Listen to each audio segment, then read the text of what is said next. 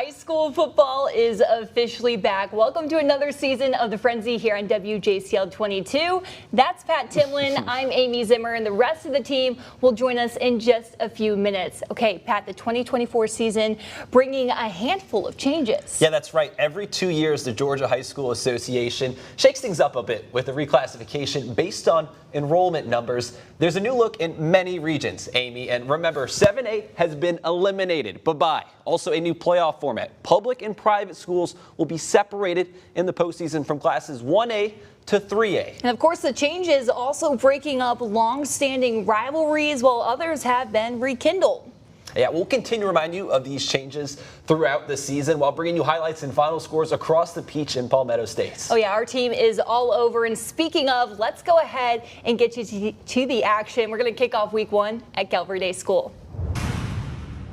Cavaliers entering the season determined to make another deep playoff run after advancing to the Class 3A state semis last year. Cavs welcoming the Beach Bulldogs for a region clash. Calvary Day wasting no time.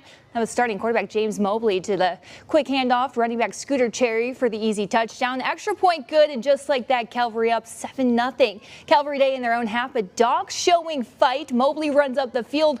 How about Beach Bulldogs coming up with the huge stop? Beach fired up, and Cavs still looking to build on their lead. Mobley reels in the high snap, hands it off to Brexton Bell, dives into the house, making it a 2-score game. Extra point good. 14-0 Cavaliers. Now, unfortunately, according to multiple reports, this game was called at the half due to a fight breaking out under the stand. So it was 27-0 Calvary Day. So unfortunate ending to that one, but we'll hopefully get to see those teams back in action throughout the rest of the season and get a final score from the next game. So yes, we're just warming up here on the Friday Night Frenzy. Yeah, Scooter Cherry might be my new favorite name in football. Yeah, that was a good one. Yeah. We're making stops across Southeast Georgia, plus taking you to our South Carolina Clash Game of the Week. Don't go anywhere.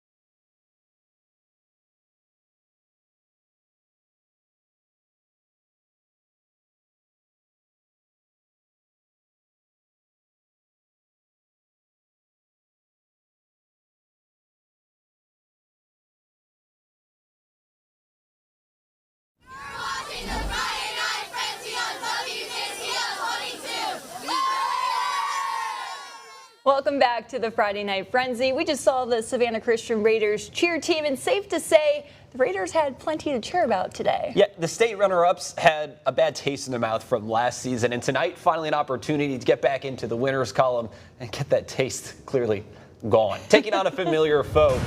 You're looking at Robert Walsh, the head coach of Whitfield Academy, who, by the way, spent 5 years on staff underneath that man, Baker Woodward.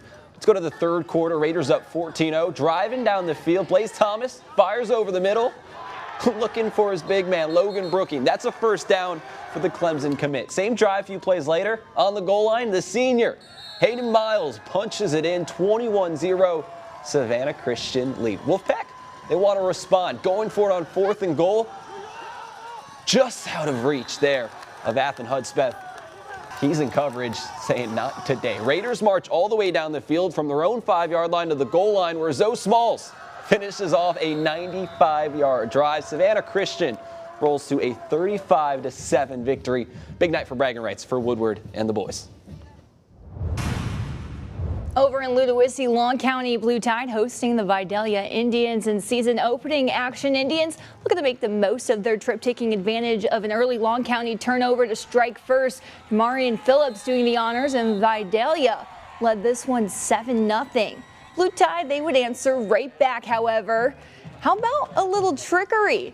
Spice things up as the punter, Wyatt Houston, who, by the way, is also the quarterback, takes off and runs, gets the first down on the fake punt. It's 15 yards, tacked on for a hit to the head. Then later on, it's Courtney Charles getting the handoff, faking out our cameraman. It's okay, it's week 1. But we eventually see him heading into the end zone for the TD.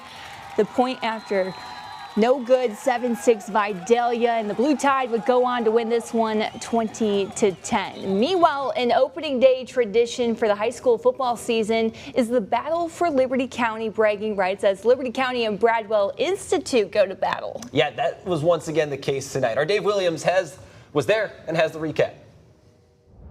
The beginning of the new high school football season brings renewed hope, and that is certainly the case here tonight at Olvie Field for Liberty County rivals Liberty County High and Bradwell Institute.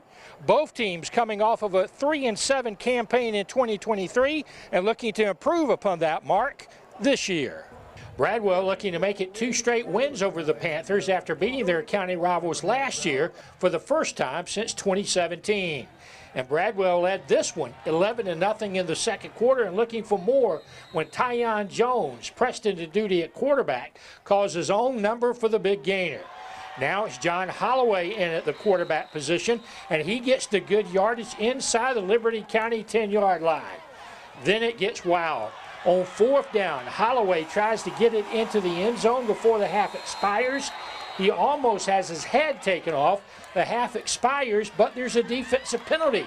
So that means Bradwell gets one more chance from the 2-yard line. This time it's Tyon Jones behind center, and he heads for the promised land, but the referees say he's short of the goal line. The half ends with Bradwell on top, 11-0. And the Tigers would hold on to that lead en route to the 11-3 win. In Liberty County, Dave Williams, WJCL 22 News. Thank you so much, Dave. To Bryan County we go for a battle of Redskins and Adams Smashers. A beautiful night in Pembroke. My first time there. Let's go to the first quarter. These two teams facing off. Handoff to Mason Lee. The Johnson linebackers meet him at the second level and knock the ball out. Adams Smashers pounce on it and take it the other way for the first score of the game, leading 6-0. Ensuing kickoff, short kick, finds Gabravian Collins. Stutter steps and bursts through the hole all the way to the house. Even things up back at 6. Point after attempt, no good. Same score in the second quarter. Johnson running a play action that finds a wide open Jonah Brose. Nifty move to find the end zone. Bryan County, though, responds in the second half. They hold on to win 20-12. How about that in front of the home Redskin crowd? Nice way to open up the season.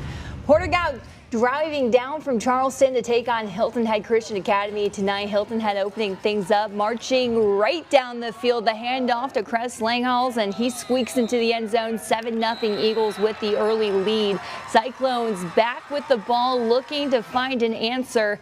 Senior quarterback Nolan Schumann doing the heavy lifting, keeps himself and takes it the distance. Defense was at a premium in this one. Eagles would fly back down the field. And it was Reed McCollum to Harry Cunningham for 6. The score is now 14-6. But here comes the Cyclones, their offense humming all night. The pitch goes back to Jamal Flood, and look at that offensive line paving the way. Another Cyclone touchdown. It's now 14-14 with 3:58 to go in the first quarter. We move early in the second quarter. McCollum scrambling. Faces the sack and finds his man Cunningham wide open. Defenders all around him. Somehow Cunningham outruns them all and gets that score. We are knotted up at 21. Cyclones would pull away with this one in the end. 63-33 the final. This looks like a basketball game. Up in Bullock County, less than 10 miles separate Statesboro High and Southeast Bullock, except tonight they share a field. Early on, high snap not a problem. Double end around's all good. Well, until it's not. The ball comes out there. Aiden Peterson, the sophomore, picks up the loose ball, takes it all the way to the house. First score of the year up there. Yet Statesboro trying to respond. Freshman quarterback Beckham Gerard fires into a close window. I don't know how he squeezed that ball in there, but hey, that's a first down. A few plays later, Ty Chambers takes the handoff and does the rest. A touchdown for the senior, yet the Yellow Jackets just too much for the Blue Devils to handle. Southeast Bullock takes it 23-18. All right, plenty more highlights to come here on the Frenzy. Plus the Friday Night Frenzy play of the week. We'll be right back. You're watching the Frenzy on WJCL 22.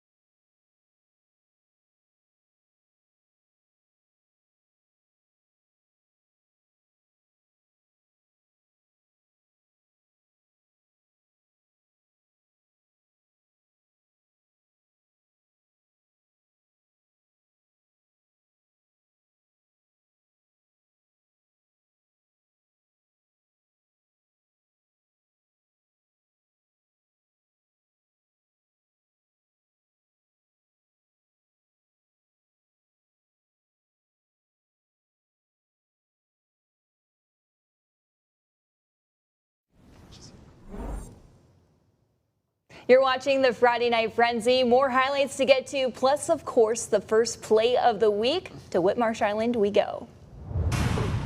Island Stadium, after a back-to-back winless season, Sharks looking to turn things around. Over 60 players on the team this year. And Deshaun Printup back for his 5th season at the helm, welcoming McIntosh County Academy in a non-region opener. Sharks' first drive. Jaden Sutton gets the call, breaks left, putting Buccaneers on skates there. Goes about 30 yards. That's a nice first down. Still scoreless going into the second quarter, however. Island's water boy Zachary keeping the team fresh to help create big plays like this. Buccaneers quarterback Nehemiah West airs it out, and look at that. Sharks standout Jaden Sutton with the get up and grab catch for the interception. Island's trying to capitalize. Quarterback Chet Bachman drops back, finds Jason Paget wide open, gets some help from Isaac Harris for the big gain. However, unable to turn into a score. First half, back and forth defensive battle. Harris continues to come up big for the team, gets the big quarterback sack. Yeah, he's fired up. Under 3 minutes before the break, Buccaneers defense creates an opportunity here. Look at that loose ball. They scoop it up and take it to the end zone. 2-point conversion good. It was 8-0 McIntosh County Academy at the half, and they'd go on to win 22-0. And our play of the week comes from Hilton Head Christian quarterback Reed McCullum. Here he is scrambling for his life, shaking off defenders, evades the sack, finds his man, Cunningham, wide open for 6. How about that to close off our first Friday Night Frenzy, huh? More high school football to look forward to this weekend, though. The annual Eric Russell Classic returns to Paulson Stadium on Saturday. Benedictine will kick off against Redmond Gap at 6 p.m., while Bullock Academy will take on Portal in the nightcap with a roughly 9 p.m. start.